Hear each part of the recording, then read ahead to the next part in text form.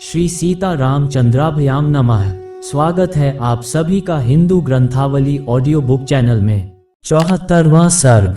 विश्वामित्र का अपने आश्रम को प्रस्थान। राजा जनक का कन्याओं को भारी दहेज देकर राजाक्षर्थ आदि को विदा करना। मार्ग में शुभाशुभ शकुन और परशुराम जी का आगमन। तदनंतर जब रात बीती और सवेरा हुआ तब महामुनि विश्वामित्र राजा जनक और महाराज क्षर्थ दोनों राजाओं से पूछकर उनकी स्वीकृति ले उत्तर पर्वत पर, हिमालय की शाखाभूत पर्वत पर, जहां कौशिकी के तट पर उनका आश्रम था, वहां चले गए। विश्वामित्र जी के चले जाने पर महाराज दशरथ भी विदेहराज मिथिला नरेश से अनुमति लेकर ही शीघ्र अपनी पुरी अयोध्या को जाने के लिए तैयार हो गए। उस समय विदेहराज जनक ने अपनी कन्याओं के निमित्त दहेज में बहुत अधिक धन दिया। उन मिथिला नरेश ने कई लाख गौएं, कितनी ही अच्छी अच्छी कालीनें तथा करोड़ों की संख्या में रेशमी और सूती वस्त्र दिए। भांति भांति के गहनों से सजे हुए बहुत से दिव्य हाथी, घोड़े, रथ और पैदल सैनिक भेंट किए। अपनी पुत्रियों के लिए सहेली के रूप में उन्होंने 100 कन्याएं तथा उत्तम दास दासियां अर्पित की। इन सब के अतिरिक्त राजा ने उन सब के लिए 1 करोड़ स्वर्ण मुद्रा, रजत मुद्रा, मोती तथा मूंगे भी दिए। इस प्रकार मिथिलापति राजा जनक ने बड़े हर्ष के साथ उत्तमोत्तम कन्याधन दहेज दिया। नाना प्रकार की वस्तुएं दहेज में देकर महाराज दशरथ की आज्ञा ले वे पुनः मिथिला नगर के भीतर अपने महल में लौट आए। उधर अयोध्या नरेश राजा दशरथ भी संपूर्ण महर्षियों को आगे करके अपने महात्मा पुत्रों, सैनिकों तथा सेवकों के साथ अपनी राजधानी की ओर प्रस्थित हुए। उस समय ऋषि समूह तथा श्री रामचंद्र जी के साथ यात्रा करते हुए पुरुष सिंह महाराज क्षर्थ के चारों ओर भयंकर बोली बोलने वाले पक्षी चहचहाने लगे और भूमि पर विचरने वाले समस्त मृग उन्हें दाहिने रखकर जाने लगे।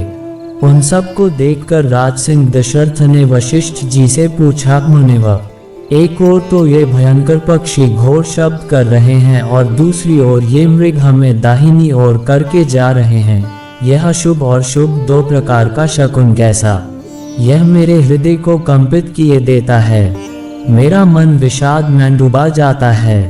राजा दशरथ का ये वचन सुनकर महर्षि वशिष्ठ ने मधुर वाणी में कहा, राजन, इस शकुन का जो फल है उसे सुनिए। आकाश में पक्षियों के मुख से जो बात निकल रही है वह बताती है कि इस समय कोई घोर भय उपस्थित होने वाला है, परंतु हमें दाहिने रखकर जाने वाले ये मृग उस भय के शांत हो जाने की सूचना दे रहे हैं। इसलिए आप ये चिंता छोड़िए। इन लोगों में इस प्रकार बातें हो ही रही थी कि वहां बड़े जोरों की आंधी उठी। वह सारी पृथ्वी को कपाती हुई बड़े बड़े वृक्षों को धराशायी करने लगी। सूर्य अंधकार से आच्छन्न हो गए। किसी को दिशाओं का भान न रहा। धूल से ढक जाने के कारण वह सारी सेना मूर्छित सी हो गई। उस समय केवल वशिष्ठ मुनि, अन्यान्य ऋषियों तथा पुत्रों सहित राजा दशरथ को ही चेतना गया था। शेष सभी लोग अचेत हो गए थे। उस घोर अंधकार में राजा की वह सेना धूल से आच्छादित सी हो गई थी।